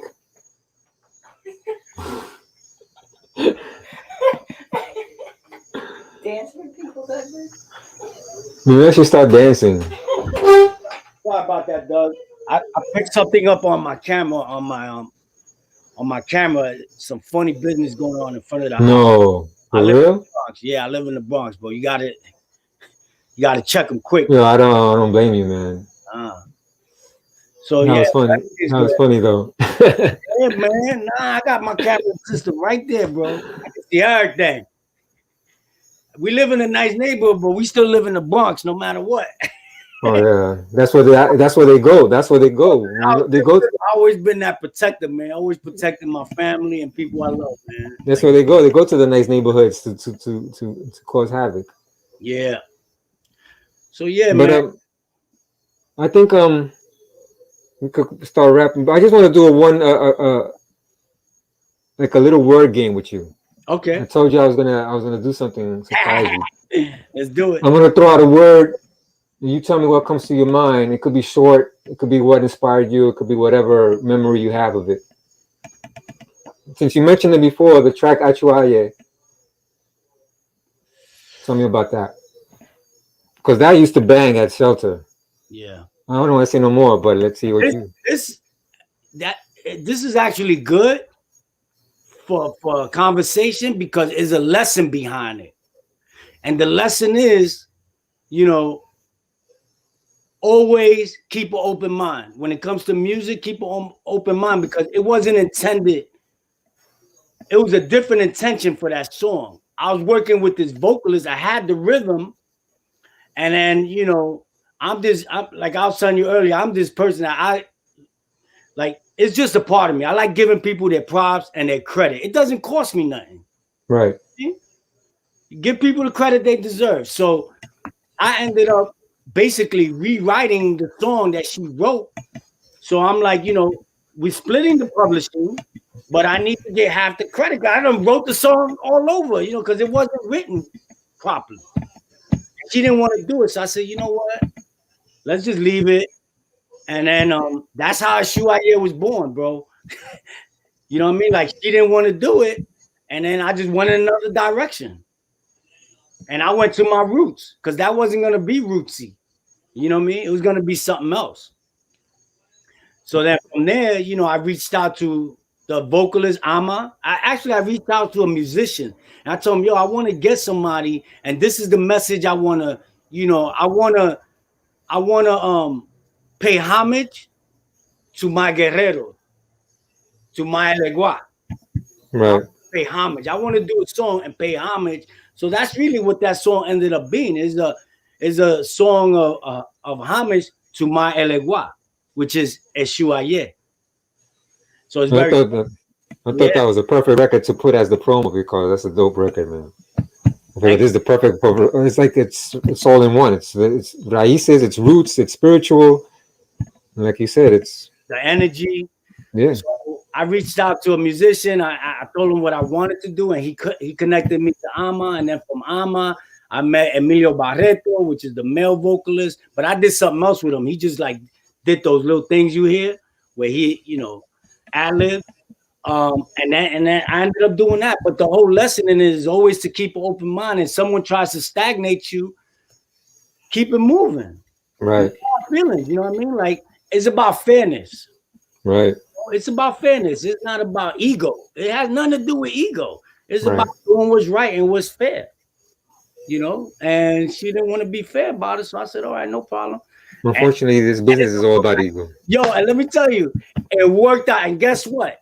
It happened to me again in 2020, bro. And the song that I was supposed to do a song with another producer, right? But the song, it was going to be a remix of a song he did that I really love. And the vocalist, he was supposed to get in touch with me. He never got in touch with me. I'm like, yo, I'm not going to waste this rhythm that I started. It's beautiful. I ended up doing this other song. Yo, I'm telling you, it's like it's like what you talking about a journey. Wait till you hear this. And it's not house music. It's dance music, but it's not house. I wouldn't say that it's not like 4 on the floor type of soulful house. It's not like that. Or it's not even Afro house. It's like a mixture of everything. And honestly, I'm very proud of it. And Angela Chuma did the vocals from Taola. That's coming out on my next album. I think that's one of the things about being a producer is, not letting, like you said, get stagnated because, like you said, I happened to me with my track, the one that just came out, which did a pretty good, the Quiero Amor. Those vocals I did those vocals for another producer, and she sang over the music, so it fit perfectly for another music and another producer.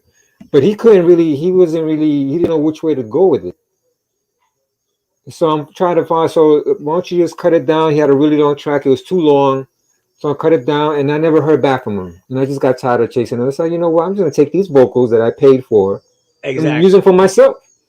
So I created that Quiero Amor. I don't know, I just like fuck. Oh, that's a really nice jam. I'm not gonna waste these vocals, so I'm No, just let gonna me put a just say track this on. real quick.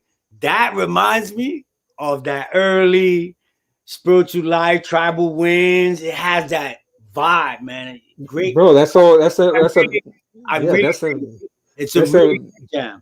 that's a thank you. That's all. That's my whole influence right there. You, Joe, spiritual life, body and soul. I put that all my influences in that record because I said I'm not gonna let these vocals go to waste. Oh, that took me back. When I heard it, I was like, yeah. So I was like, so I think that's important as a producer. Is just keep it going. Yeah, and you Don't know get what? And don't don't get stuck. exactly. And that's another thing I had to learn. You know, if you listen to a lot of my earlier production, they were overproduced because I refused to let go of certain sounds, you know what I mean? So I had to learn how to let go. And you know what is funny? There's a lot of really great musician producers in house music that overproduce. And there's a lot of records that I'm like, I don't want to mention names, but I'm like, wow, if this record would just cut back a little bit on all this live instrumentation Yeah. and maybe spread it out more Yeah, I'm throughout the still track. guilty of that, you know, but I've learned throughout the years, because I let go, you know, it took time. It took time for me, bro. I had to learn to like, you know what? Less is more in this situation. Like right now, this jam I'm working on, I'm trying to make this guitar work on top of the vocals, and some of it does, some of it don't. I might just not have to use the guitar and let the vocalist do her thing. You know, it's still dope. But I'm working, I'm trying to work it out, but I'm not married to it like I used to be, like committed, like, yeah, I gotta do it. No, I don't have to. And it could still be beautiful. But you know, that comes with time, you know, and some people never struggle with that, Right. struggled with it, you know, but I But really feel that I've gotten better with it. but like you said, less is more is less. And Yeah, I heard that throughout the David Morales interview as well. yeah. I think it was Aretha Franklin who mentioned it. But on the same token, I will say this: a lot of records are underproduced. Oh yeah, of course. That's a More good records are underproduced than overproduced today. yeah. Yeah. In today's day and age, more records are underproduced Right. and I over. mean, I think a lot of people are guilty. I myself might be guilty of that as well. But it is what it is. Yeah. So let me go to the next word. Wepa. Repa. Repa is a word that Latinos use. It is kind of like a Puerto Rican thing, but you know, other Latin cultures say it as well. I think we just owned it. You know what I mean? It became a part of our culture, Puerto Ricans. But Wepa is just a saying when you're having fun. And I had approached Louis Gorbea about doing a party, and then I said, "Yo, but I want to do a party, but I really want to get Joanne. I want to try to talk her into like promoting it because I really want to work with her. I always wanted to work with her, and she's the one that came up with the whole concept. But you said you really wanted to work with her, but you were already together. No, You weren't together at that time. no. We were just friends and Oh. distant friends. Like I knew her, I see her in passing. Yo, we did momentarily. We worked on the melting pot momentarily. Melting pot wasn't it with Curvin? Yeah, but a lot of people don't know that I helped start the melting pot. Really? I didn't know that. Most people don't even know that.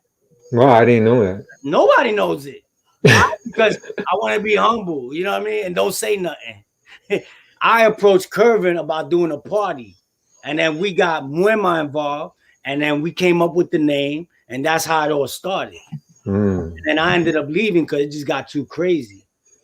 People just started doing whatever they wanted, and I'm a team player, you know, and it was none of that. So we worked together on the melting pot, but I always wanted to work with her. So we ended up, and we had a meeting at a restaurant, me, her, and Louis, and she came with her laptop. Everything was laid out. And not because she's my lady, nothing like that. Fiance. Not for nothing, but she's one of the few promoters that I know that she created You know what I mean? Something. It wasn't just like getting 2 DJs and let's do it and let's just Right. There's theme. a whole marketing plan. Like she was part of Raza, Alma, like, and it was always cultural. So that's something we had in common. So anyway, she came with the whole setup, like what she envisioned, having the clothesline, like back in the day, you know, with when people hang up their clothes. Right. Amazing. Honestly, the name I wasn't too crazy about it, but I'm a team player, you know. And I'm like, let's do it. You know, it don't have to be my way. I think it fit perfectly, man. It was perfect. And like she said, Antonio, think about it. It's so common that nobody thinks about doing it. Right. And it's cultural. And it's cultural. And the thing is that it's so in your face that nobody thought about doing a party with that name. And she was right. And the party went on for like 5 years. After a year, Louis left. He went on to do his own thing. And me and Joanne kept it going, man. And we did a lot of amazing things with that. You did it. You did it, and you moved around quite a bit. You moved in a lot of spaces. We did a boat party on a boat rather. You know, it wasn't like a big circle line. It was like a wooden yacht type thing. It was very intimate. It was amazing. We had amazing parties, bro. And honestly, I had to say, and I'm not saying this to say like the women promoters, they don't get enough credit, bro. There's some badass women promoters.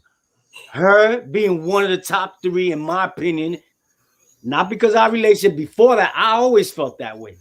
Redness, Kim Hayes, you know, Red, amazing promoters. You know, like they got to work double than the men, you know, to get less notoriety and make less money, but it ain't right, you know, because they're dope.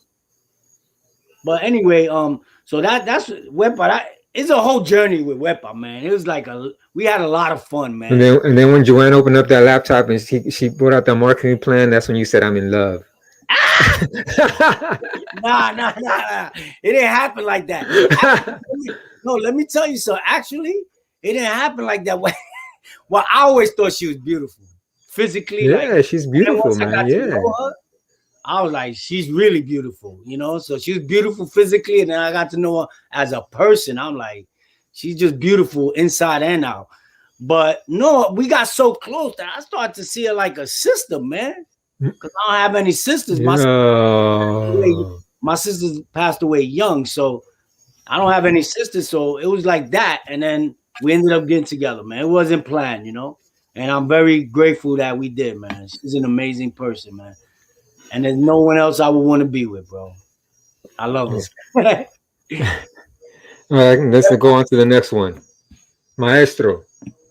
Oh. Maestro is not good.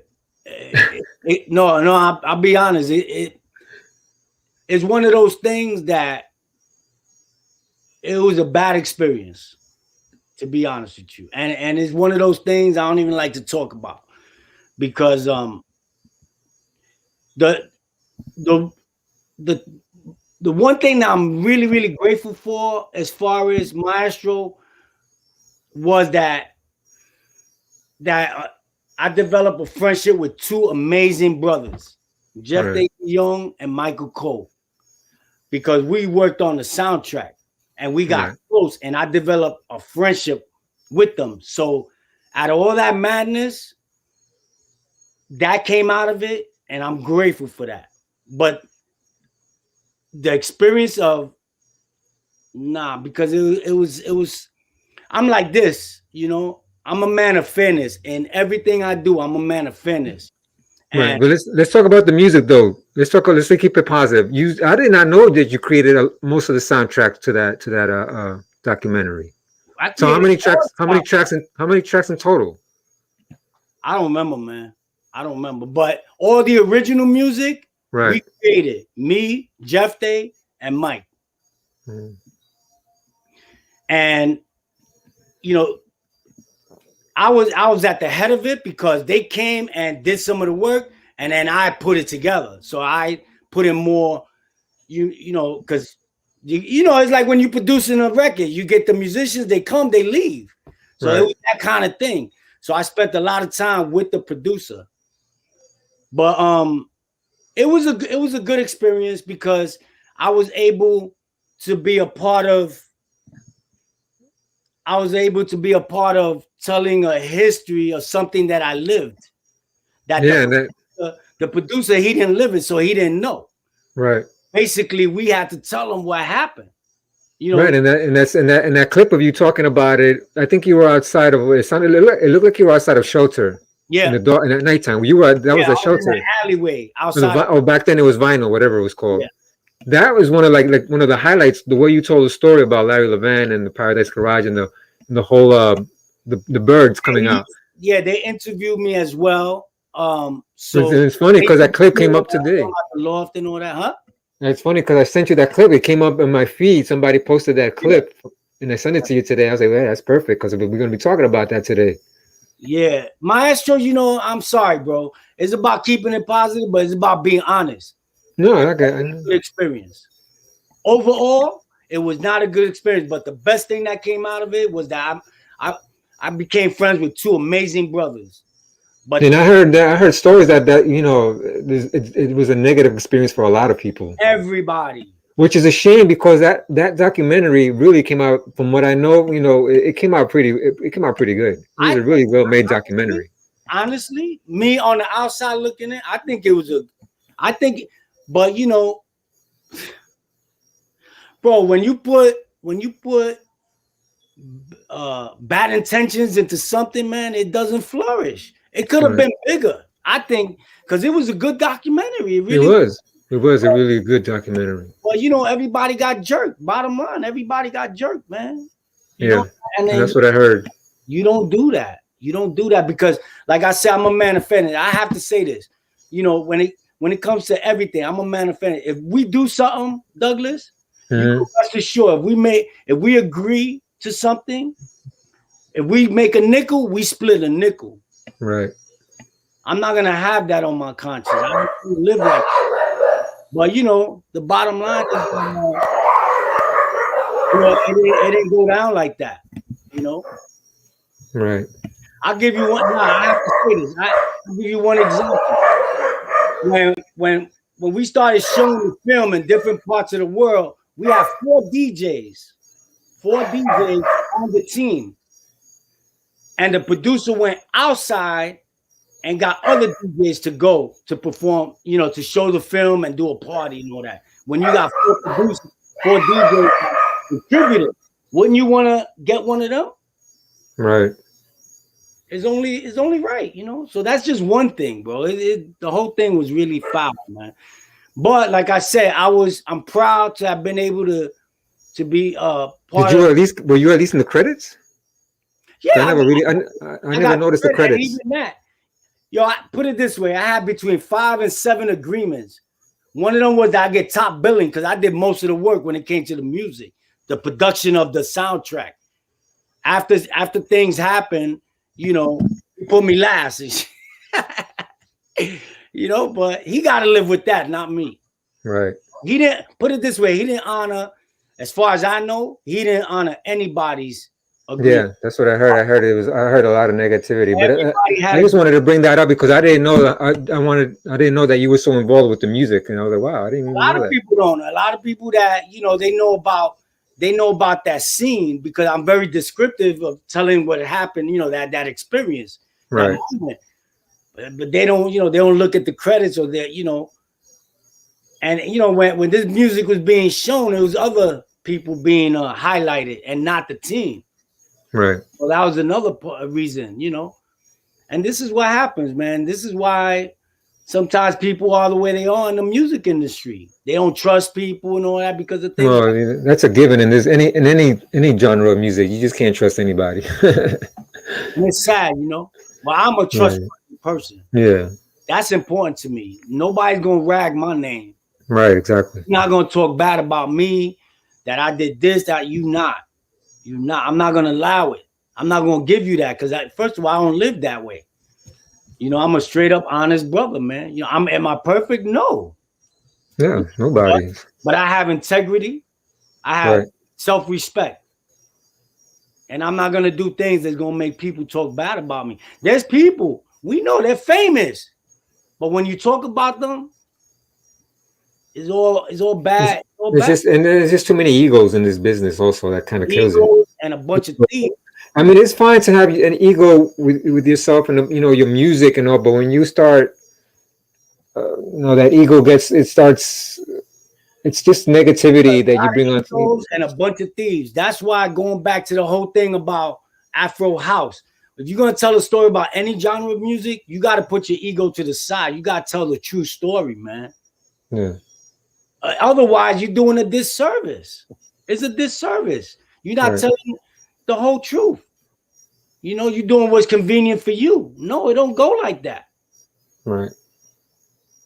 And I'll say it again for the last time. You cannot talk about Afro house and not mention Joaquin Closel, Jeff De Guillon, Antonio Ocasio, Frankie Valentine. At least those four. Ibadan, Jerome. You can't talk about the history of Afro house.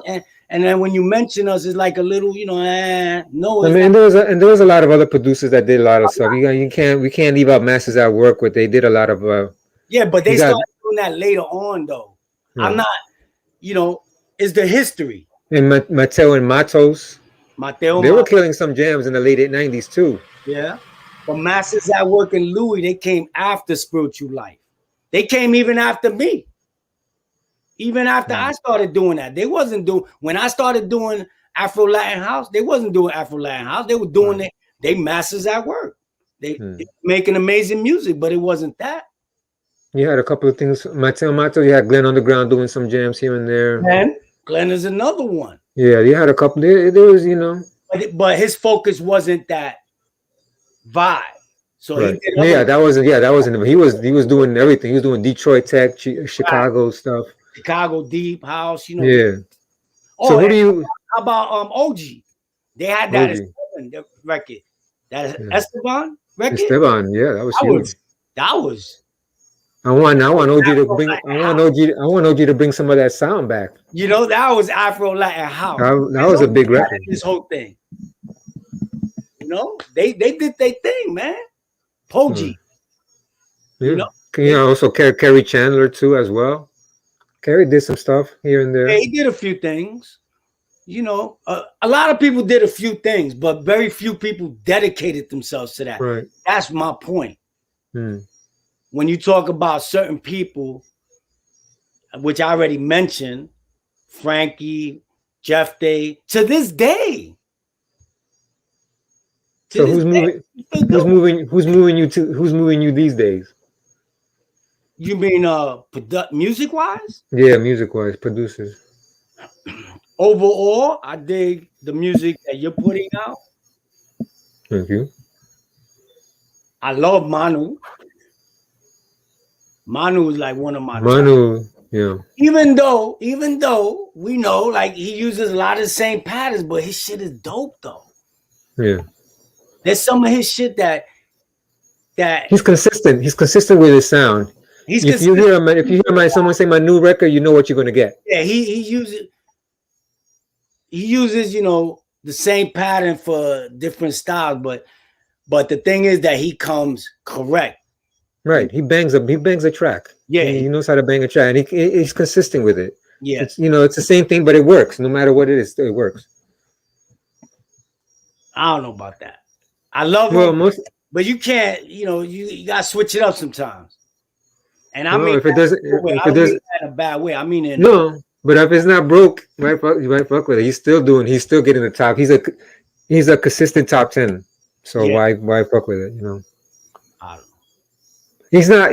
I wouldn't say I guess if you're playing, if I was to play, when you're playing a big party, whatever, you definitely got to pull out a Manu. But he's not the first guy I would come to think when I want to bang out a track for the crowd. He's not the first producer to come to mind, but I would definitely play my new track throughout the night. Absolutely, I'll play more. Yeah, more than one. Yeah, but he's not the first one. I'll say, I got to play this. As far as who's moving me, he's one of the producers that moves me. There's one brother, man, Koflo. I just feel like he hasn't reached his potential yet. That dude is so talented, man. Koflo is nice. He's very talented, but I feel he hasn't reached his potential. I think, you know what I think, I think he doesn't stay one. He doesn't stay one sound. He does the Brazilian Afro Latin sound, but he's a dancer, so he does a lot of the deep stuff. I think he gravitates more to the deep house stuff, the stuff that he puts out on the stuff that he does at like on labels like Ad Jazz recordings. He loves that style of deep house because he's a dancer and that's what he loves to do.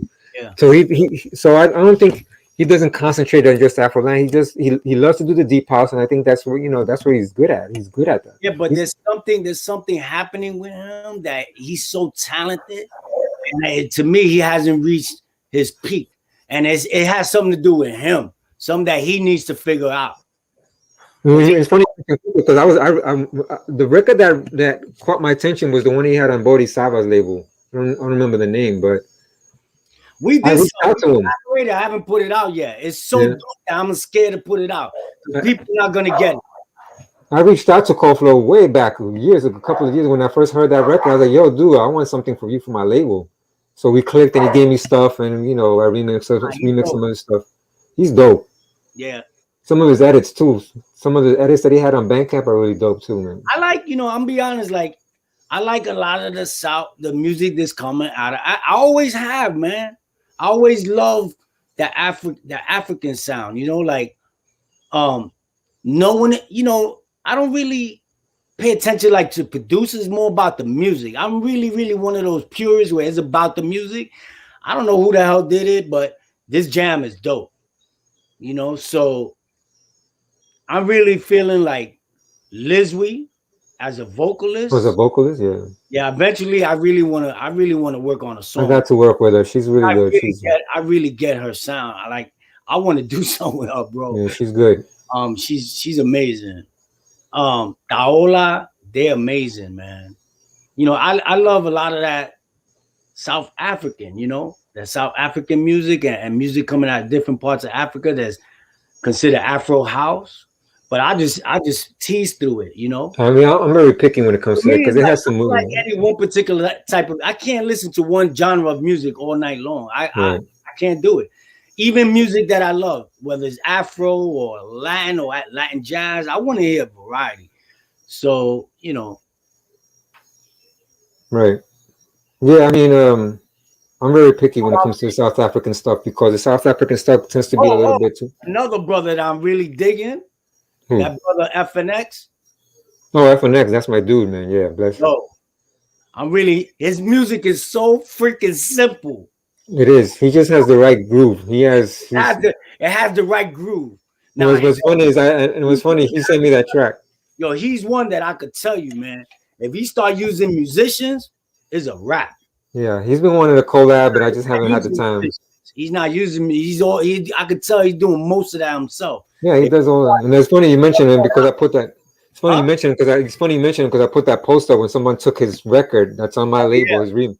And they had the nerve to take his groove, and it's not you can't mistake it. It is his groove, and it was a very well known record. And you're taking a record from a well known Afro house artist, one of the top dogs in Afro house, and you're gonna make another Afro house record out of it. This is what respect, bro. Yo, no respect. A few months ago, that that clip that you sent me. Which one? Where I'm talking about the Larry Levan. Right. Oh yeah, okay. Came out in my show. Somebody took that and put it on a song. You didn't hear it? Yeah, about 4 or 5 months ago. Wow. Somebody sent it to me. Say, "Yo, did you do that?" I said, "How do I'm going to do something like that?" Nothing is sacred. Nothing's safe these days. Music was dope. I could see, but the music wasn't happening either. So nothing is sacred. They put that whole thing, that whole scene, what I was saying, on top of this track. Nothing is sacred, and that's what digital. That's what the world of digital robbed us from. It robbed us. DJing was something sacred. Production was something sacred. Not everybody could do it, And now it's sacred anymore. And I still remember. I'm gonna get a hat that's gonna say, "Just because you could, doesn't mean that you should." Exactly, that's a good one. Yeah, just because you could do something don't mean that you should do something.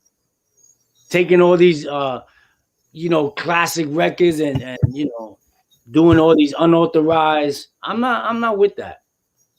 Yeah, that whole digital thing really killed the music. And I remember the day, like the time exactly, it was around when digital took over and wax sales started going down. I remember like it was yesterday, and it was the year, it was around 99, Yeah, and it changed it everything. was it was when computers came out with the CDR drive, the CD burners. That was it. It was a wrap. When those first computers came out with the CD burners, and that was in the late 90s, like 99, 98, they came out commercial. Yeah, 2000, 2001, once the 2001, the whole thing happened with the Twin Towers. After that, definitely everything just went. yeah. No, it changed everything. And in some ways it's good because it's giving people the opportunity that have always dreamt about DJing, that now they can do it. You don't Yeah. really need a lot of stuff. You don't even need to buy records anymore. I mean, that's not a good thing, but for the person that had the dream of doing it, now you have access to the music. Right. Oh, a lot of dreams are being fulfilled, man. So, and it's all good, man. A lot of some good things is coming out of it, but you know, it's a Well, pandemic. Yo, there's a pandemic going on in music. People don't want to pay for music anymore. yeah, man. It's not It's a even. shame. The fucking music is so cheap. It's so cheap right now, and people are still trying not to pay for it, trying to download it for free and all that. Yeah. Yep. It's no good. Well, But we keep doing it, man. We keep doing it. Why? Because we love it. yeah, for the love. We love music. So, I mean, I think we should start wrapping it up. Nah. I gotta ask you a word real quick. I want to throw something at you. Merecumbe. Mencumbe it's weird because there's different histories when it comes to that word. First of all, Merecumbe is the way I use it is a fusion of Latin, African, Colombian. That's how I interpret it. The history of the word is it's a mixture of cumbia and merengue, hence merecumbe, cumbia. So that it's supposedly it was invented in Colombia, but how far back I have, because there was in the late '60s there was a song, a salsa. I forgot. I think it was Ismael Miranda or some, and they had a record called Merecumbe. Yeah. Merecumbe, yo te traigo merecumbe. And that was a badass jam. Yeah. But isn't that Hector Lavoe? No. It wasn't Hector Lavoe. I can't remember the artist. Maybe it's Harlow. It was one of those late '60s, early. I don't even think they were fine yet. But yeah. So that was another interpretation. And that was another way I saw it. We're bringing you merecumbe. So I was like, I'm gonna bring you my merecumbe, my style, my sound, my culture. So that's why I say, I'm bringing you my merecumbe. So it's like saying I'm bringing you the funk. I'm bringing you my merecumbe, like the song merecumbe, te traigo merecumbe. I remember the whole chorus, but whatever. Yo, So that's funny though that when I first saw, we didn't know each other, not like this, the way we know each other now. And when I saw the label name, I was like, damn, what made him? I was listening to the music, and I was like wondering, like, why did you name it Merecumbe and shit? I wanted to bring more of the Latin Afro, so that's what I'm trying to do right now.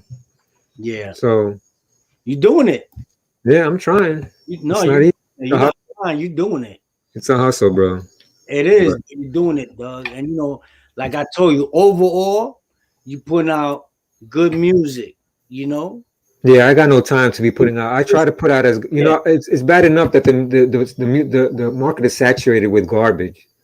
Yeah, I don't want to bring more of that. I can't say every record I put out, but is the greatest thing ever. But I'm trying to put out quality music. Overall, you putting out good music. Overall, you got some that are okay. Everybody does that. Yeah, every record I produce is dope. And that's another thing. I did Tribal Winds just so I could put out my own music because I'm like, nobody wants this music.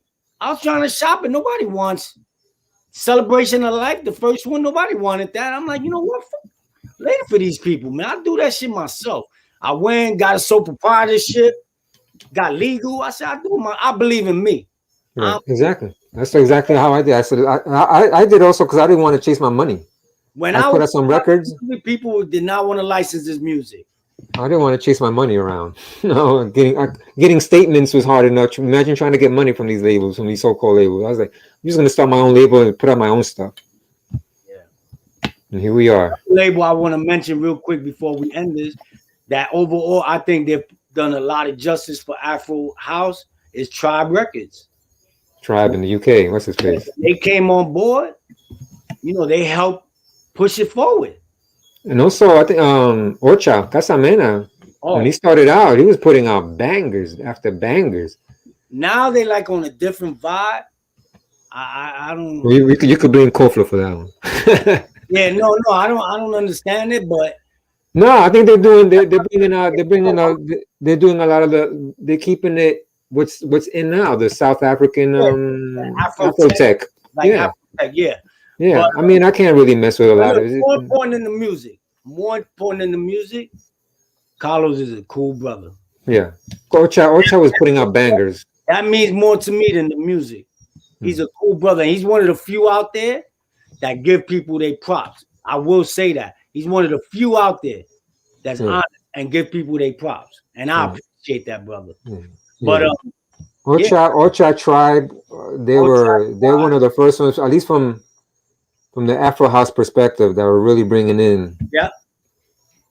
You also had Nulu. I think Anani was bringing out some bangers when she started. Her label's already like 10 years old already. So yeah. And she basically was committed to that South African, you know, like just that vibe. So she helped push that sound too. By the way, if anybody has a question, I think that would be the good time to ask a question. Oh yeah, why not? If anybody has a question, anybody who's still on. But yeah, I think that was Nulu, Ocha, Tribe,